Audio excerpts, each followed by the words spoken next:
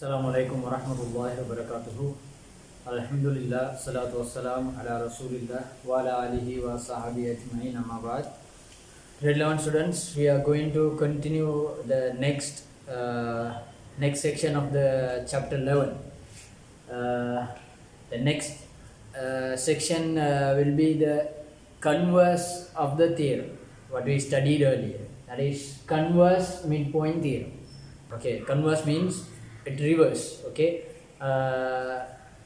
we'll go to the theorem first and we'll discuss about the theorem after. Okay, the converse midpoint theorem is the straight line through the midpoint of one side. The straight line through the midpoint of one side of the triangle and parallel to another side. Parallel to another side bisects the third side. Okay, while we are studying midpoint theorem, we have a data. So that data is midpoints of two sides. They are given two midpoints. When we connect a line using the midpoint, the characteristic of that new line will be parallel to the third side and half of the length of it. Okay, that's what we studied on midpoint theorem. So what is converse midpoint theorem? So there are also on the converse midpoint theorem also we have two main data. One of the data is the straight line through the midpoint. Likewise, the midpoint theorem, we are talking about the line passes through the midpoint. Okay, one side of the triangle. So AB is the side, D is the midpoint. The line passes through the midpoint D, that is DE. We are talking about DE. On the midpoint theorem also we are talking about the DE. Passes through the midpoint. Okay. And parallel to the another side. So one of the data will be passes through the midpoint. The other data is parallel to another side. Okay. So the drawn line, the new line is bisect the third side. So midpoint of AB, so passes through D, parallel to BC. So AB, BC are the sides. So the remaining side is AC. So what is the characteristic of that line, the new line that will bisect the third line? So we can write it as AE equal EC. So that's our result. ஒரு triangle ஒரு side midpoint உள்ளுக்கால நாங்க வரைய போற straight line ரெண்டாவது சைடுக்கு parallel-ஆவும் இருந்தால், ஒரு side midpoint ரெண்டாவது சைடுக்கு parallel-ஆவும் இருந்தால், அது triangle பேலன்ஸா இருக்கிற மூணாவது சைடை bisect பண்ணி கொண்டு போகும். மிட்பாயிண்ட் தியரிலேயும் நாங்கள் அந்த இதே மாதிரி ஒரு ஸ்ட்ரைட் லைன்ல ரெண்டு கேரக்டரிஸ்டிக் படித்தோம். கன்வர்ஸ் மிட்பாயிண்ட் தியரியில் அந்த லைனோட ஒரு கேரக்டரை நாங்கள் படிக்கிறோம். என்ன அந்த கேரக்டர்ண்டா, அது மூணாவது சைடை பைசெக்ட் பண்ணும்.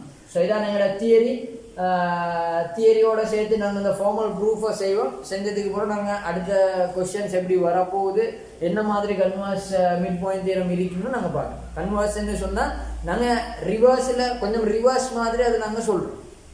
ஓகே, நேரத்தோட எங்களுக்கு ரெண்டு மிட் பாயிண்ட் தந்தாங்க.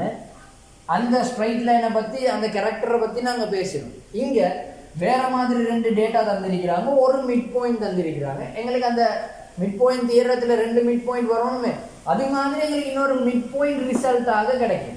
அதனால தான் நாங்கள் அதை ரிவர்ஸ்ன்னு சொல்கிறோம், கன்வர்ஸ் தியரம். ஓகே ரைட், ஃபிகரை போடலாம். உங்களோட புக்கில் இருக்கிற தியரி நீங்கள் காப்பி பண்ணுங்கள். நாங்கள் ஃபார்மல் ப்ரூஃபுக்கு இப்போ போவோம். ஓகே பிள்ளை, ஃபார்மல் ப்ரூஃபை பொறுத்த வரையில் நீங்கள் காட்ட வேண்டிய விஷயம் ஏஇ ஈக்குவல் இசி நீங்கள் ப்ரூஃப் பண்ணணும். ஓகே, அதே மாதிரியே தான் நாங்கள் ப்ரூஃப் செய்ய போகிறோம். அதே மாதிரி ஒரு கன்ஸ்ட்ரக்ஷன் நாங்கள் இங்கே செய்ய போகிறோம். அதே கன்செப்டை தான் நாங்கள் செய்ய போகிறோம். ஒரு தடவை கங்க்ருவன்சி நாங்கள் செய்ய போகிறோம், அடுத்த தடவை நம்ம ஒரு parallelogram காட்ட போகிறோம். ஆனால் ரிவர்ஸில் நாங்கள் அதை செய்ய போகிறோம். ஏன்னா கன்வர்ஸ் மிட் பாயிண்ட் தியரம் தானே. நாங்கள் ஃபர்ஸ்ட் கொங்க்ருவன்சியும் அதுக்கு போகிறோம் parallelogram நாங்கள் ப்ரூவ் பண்ணிடணும். இப்போ நாங்கள் ஃபர்ஸ்ட் parallelogram ப்ரூவ் பண்ண போகிறோம். அதுக்கு அடுத்ததாக நாங்கள் congruency ப்ரூவ் பண்ண போகிறோம். ப்ரூவ் பண்ணினா எங்களுக்கு இந்த இடத்துக்கு போகலுமா இருக்கு. வீடியோ ஸ்டாப் பண்ணுங்கள், நீங்கள் இதை ட்ரை பண்ணுங்கள். அப்போ உங்களுக்கு ஐடியா ஃபார்ம் ஆகிறது ஈஸியாக இருக்கும். ஜியோமெட்ரி பாடத்தை பொறுத்த வரைக்கும் இந்த ரைட்டிங் நிறைய பிள்ளைகளுக்கு குழப்பமாக இருக்குது. குழப்பம் இல்லை, அவங்க அதை செய்கிறதுக்குரிய ப்ராக்டிஸ் அவங்க எடுத்துக்கொள்ளாதது ஒரு காரணம். இந்த இடத்துல நாங்கள் இந்த ஃபார்மல் ப்ரூஃபை செய்கிறதே அந்த ரீசனுக்காக இருக்கும். உங்களுக்கு ஈஸியாக இருக்கும். நீங்கள் கொஞ்சம் ஸ்டாப் பண்ணிவிட்டு நீங்கள் கண்டினியூ நீங்கள் ப்ரூஃபை முடிங்க. அதுக்கப்புறம் இந்த வீடியோ நீங்கள் கண்டினியூ பண்ணுங்கள். ஓகே, நாங்கள் கண்டினியூ பண்ணுவோம். ஓகே, நாங்கள் ஃபார்மல் ப்ரூஃபுக்கு நாங்கள் போனால் டேட்டா நாங்கள் சொல்லணும். ஓகே பிள்ளை, ப்ரூஃபுக்குரிய முதலாவது விஷயம் டேட்டா. ஸோ டேட்டா எங்களுக்கு என்ன தந்திருக்கிறாங்க? In triangle ABC the mid point of AB is D and DE drawn parallel to BC. So அது எங்கள்கிட்ட டேட்டா. அப்படி தான் எங்களோட தியரம் சொல்லுது. ஒரு சைடு மிட் பாயிண்ட் உள்ளுக்கால அடுத்த இன்னொரு சைடுக்கு பேரலாக வரைஞ்சால் அது அடுத்த சைடை பைசெக்ட் பண்ணும்னு தான் எங்களோட தியரி. ஸோ அப்போ மேலே இருக்கிற ரெண்டு டேட்டாவை நாங்கள் இங்கே எழுதியிருக்கிறோம். நாங்கள் ப்ரூவ் பண்ண வேண்டியது ஏஇ ஈக்குவல் இசி. ஸோ இதுக்காக நாங்கள் கன்ஸ்ட்ரக்ஷன் ஆல்ரெடி நாங்கள் மிட் பாயிண்ட் தியரமில் நாங்கள் என்ன செஞ்சோமோ அதே மாதிரி ஒரு கன்ஸ்ட்ரக்ஷன் தான் செய்ய போகிறோம். பிஏக்கு பேரலாக சி உள்ளுக்கால நாங்கள் ஒரு லைன் வரைய போகிறோம். அந்த லைன் ப்ரொடியூஸ் பண்ணின டிஇயை எஃப்ல மீட் பண்ணுது. அதான் நாங்கள் கன்ஸ்ட்ரக்ஷனாக எழுதிருக்கோம். ஓகே, நீங்கள் இதை செஞ்சுருப்பீங்கன்னு நான் நினைக்கிறேன். செஞ்சுருந்தேன்னா உங்களுக்கு ஈஸியாக இந்த பாடத்தையும் இதுக்கு பிறகு வரப்போகிற ஜியோமெட்ரிக்கல் பாடத்தில் எல்லா ப்ரூஃபும் உங்களுக்கு ஈஸியாக அண்டர்ஸ்டாண்ட் பண்ணி கொள்றதுக்குரிய ஒரு பேசிக் நாலேஜ் வந்து நீங்கள் தனியாக செய்கிறதால உங்களுக்கு கிடைச்சிருக்கு இன்ஷா அல்லாஹ். Right, okay. நீங்கள் செஞ்சது எப்படி இருக்குன்னு சொல்லி சரியா இல்லையா என்ன கரெக்ஷன்ஸ் இருக்குதுன்னு நாங்கள் இப்போ பார்ப்போம். ஓகே, நாங்கள் நேரத்தோட சொன்னோம் we'll do the proof in reverse. So that is also why we call converse midpoint theorem. Okay, so what is the second part of the midpoint theorem proof? That is BCFD is a parallelogram. We should prove the quadrilateral BCFD is a parallelogram. Okay, that is the second part we done in the proof of midpoint theorem. So we'll start from that point.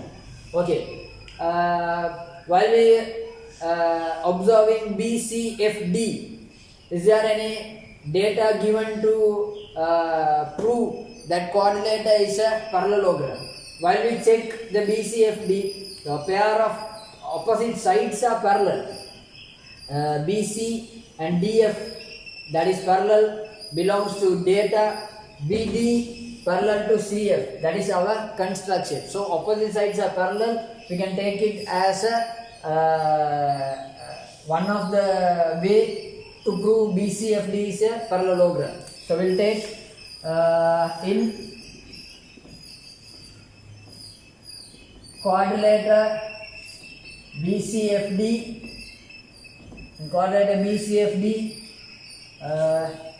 BC parallel to DE, that is our data, and BD parallel to CF, that is our construction. So therefore BCFD is a parallelogram. Opposite sides are parallel, so that is the reason. So after we prove BCFD is a parallelogram, what is the result from proving BCFD is a parallelogram? We can use the opposite sides are equal. So BD equal CF. நீங்கள் அது கொஞ்சம் நினைவு காட்டினீங்கன்னா உங்களுக்கு விளங்கிடும். ரிவர்ஸில் நாங்கள் செய்ய போக்கல BD equal CFன்னு எடுத்துட்டு தான் BCFD நாங்கள் என்னென்னு காட்டினோம், பரலோகிராம்னு காட்டினோம். இப்போ ரிவர்ஸில் நாங்கள் போகிறோம். இது பரலோகிராம்டா BD ஈக்குவல் CF, ஆப்போசிட் சைட்ஸா ஈக்குவல். அப்போ நாங்கள் அங்கே தான் போகிறோம். So BD, so therefore BD equal CF.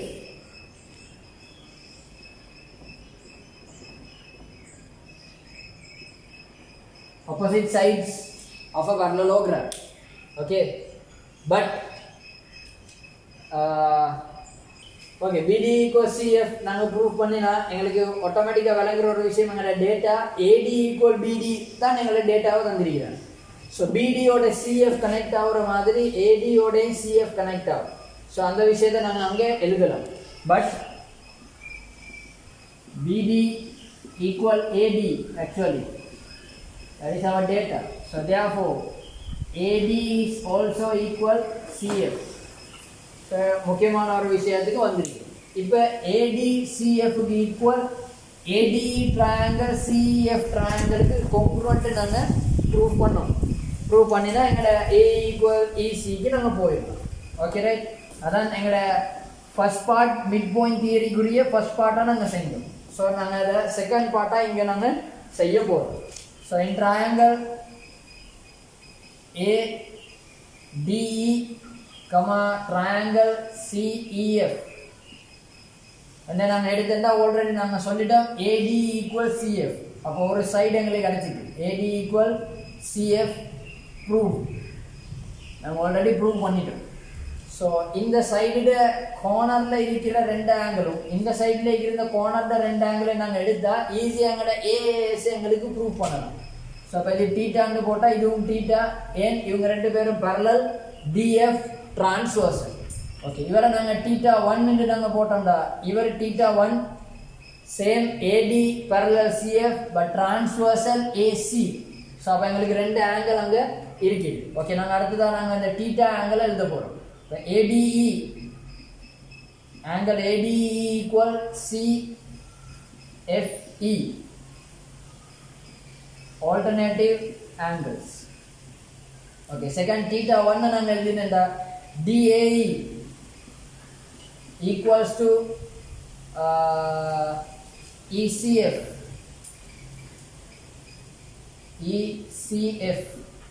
that is also alternative angle. So angle side triangle ADE congruent to triangle CEF angle side done. So ADE ல இருக்கக்கூடிய remaining parts CE ல இருக்கக்கூடிய remaining parts க்கு equal. Okay, so theta க்கு opposite உள்ள side AE இங்க theta க்கு opposite ஆன side CE என்ன ஈக்குவலா ஆங்கிள் நாங்கள் யாரை கொடுக்குறோமோ அவங்களுக்கு ஆப்போசிட்டான சைடை நாங்கள் கண்டுபிடிக்கிறது கரஸ்பாண்டிங் எலிமெண்ட்டா ஈஸி. அதான் நாங்கள் கிரேட் 10ல நாங்கள் படிச்சுட்டு வரோம். ஸோ டீட்டாக்கு ஆப்போசிட்டாக இருக்கிற இந்த சைட் தான் அந்த கரஸ்பாண்டிங் சைட்ஸ். ஸோ டிரெக்டாக நாங்கள் இப்போ சொல்லலாம். So therefore AE equal EF. So that is corresponding element. So இப்போ நாங்கள் சொல்லலாம் ஒரு சைடு மிட் பாயிண்டால ரெண்டாவது சைடுக்கு பேரலலா நீங்க வரைய போற அந்த லைன் கட்டாயமா மூணாவது சைடை பைசெக்ட் பண்ணும். எங்களோட தியரமை நம்ம இப்ப இங்க சொல்லியிருக்கிறோம். ஓகே, கன்வர்ஸ் மிட் பாயிண்ட் தியரத்துக்குரிய விஷயம் இவ்வளவுதான். கன்வர்ஸ் மிட் பாயிண்ட் தியரம் நீங்க செய்யற நேரம் வந்து மோஸ்ட்லி உங்களோட கொஸ்டின்ஸ் இப்போ நீங்க கன்வர்ஸ் மிட் பாயிண்ட் தியரத்துக்கு ரிலேட்டடான கொஸ்டின்ஸ் நீங்க செய்யலாம். அடுத்த எக்ஸசைஸை நீங்க கண்டினியூ பண்ணலாம். மோஸ்ட்லி எப்படி வரப்போகுதுன்னு சொன்னா வந்து கன்வர்ஸ் மிட் பாயிண்ட் தியரம்னு சொல்றது டிரெக்டாக கொஸ்டினாக வராது. எப்படின்னு சொன்னால் ஃபர்ஸ்ட் நீங்கள் converse mid point theorem use பண்ணுவீங்க. ஓகே, ஃபர்ஸ்ட் ஸ்டெப்பில் நீங்கள் converse mid point theorem use பண்ணுவீங்க. யூஸ் பண்ணினா உங்களுக்கு ரெண்டு மிட் பாயிண்ட்டுக்குரிய டேட்டா கிடைக்கும். ஃபார் எக்ஸாம்பிள் டி மிட் பாயிண்ட்னு இருக்கு, இங்கே converse mid point theorem use பண்ணினா இ மிட் பாயிண்ட்டாக கிடைச்சிது. ஓகே, இப்போ நீங்கள் மிட் பாயிண்ட் தியரியை திருப்பி யூஸ் பண்ணினா first step converse, second step mid point theorem. Mid point தியரியுடைய ரெண்டு மிட் பாயிண்ட் இப்போ உங்களுக்கு கிடச்சிட்டு மோஸ்ட்லி கன்வர்ஸ் மிட் பாயிண்ட் தியரமால நாங்கள் மோஸ்ட்லி நாங்கள் செய்ய போகிற வேலை ரெண்டு மிட் பாயிண்ட்ஸ் நாங்கள் எடுக்கிறதா எங்களோட வேலை. அதுக்கு போகிறோம் நாங்கள் கண்டினியூ பண்ண போகிறோம். மிட் பாயிண்ட் தியரியை திருப்பி அப்ளை பண்ண போகிறோம். நல்லா நினைவு நிற்கிறதுக்கான ஒரு சின்ன சிம்பிளான உதாரணம் சொல்லு. நீங்கள் ரொட்டி சுடுறீங்க, நல்லா தோசை சுடுறீங்கன்னு நீங்களே ஒரு சைடு ஊற்றி எடுத்தால் சரியாக வருமா? இல்லை, ரொட்டி ஒரு சைடு போட்டால் சரியாக வராது, ரெண்டு சைடு போடும். அது மாதிரி தான் converse mid point theorem. First கணக்கு ஸ்டார்ட் ஆகும், ரைட், திருப்பி போட்டால் மிட் பாயிண்ட் தியரம், திருப்பி converse mid point theorem use பண்ண வேண்டி வந்தாலும் வரணும். ரெண்டும் மாறி மாறி வரும். மோஸ்ட்டாக வரக்கூடிய கன்வர்ஸ் மிட் பாயிண்ட் தியரிக்குரிய கொஸ்டின்ஸ் எல்லாமே மிட் பாயிண்ட் தியரியால தான் உங்களோட ஃபைனல் ஆன்சர் எடுக்கிறதுக்குரிய இடமாக வரும். அப்போ ரெண்டையும் மாறி மாறி செய்ய வேண்டி வரும். ஓகே, ஸோ அப்போ நாங்கள் இந்த மிட் பாயிண்ட்டை எடுத்தா எங்களுக்கு அடுத்து நாங்கள் அப்ளை பண்ண எலிமெண்ட் டிஇ பிசி கூடிய லென்த்தை எங்களுக்கு என்ன செய்யலாம் சொல்லலாம்.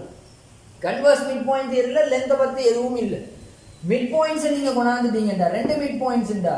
இப்போ பிசி ஹாஃப் தான் டிஇ, இந்த கன்செப்ட் உங்களுக்கு இப்போ அங்கே வரும். So converse mid point theorem ரெண்டும் மாறி மாறி கணக்கு வரப்போகுது. மாறி மாறி உள்ள கணக்குகளை இப்போ நீங்கள் ட்ரை பண்ண போகிறீங்க. உங்களோட சாப்டரில் உள்ள தியரி பாட்டு உங்களுக்கு முடிஞ்சிட்டு அடுத்ததாக கன்வர்ஸ் மிட் பாயிண்ட் தியரிக்குரிய எக்ஸசைஸ் செய்யுங்க, மிஸ்சலேனியஸ் எக்ஸசைஸ் செய்யுங்க. நாங்கள் ஆன்சர் டிஸ்கஷன் அடுத்ததாக இன்ஷா அல்லாஹ் பார்ப்போம். ஜஸாக்கல்லாஹ்.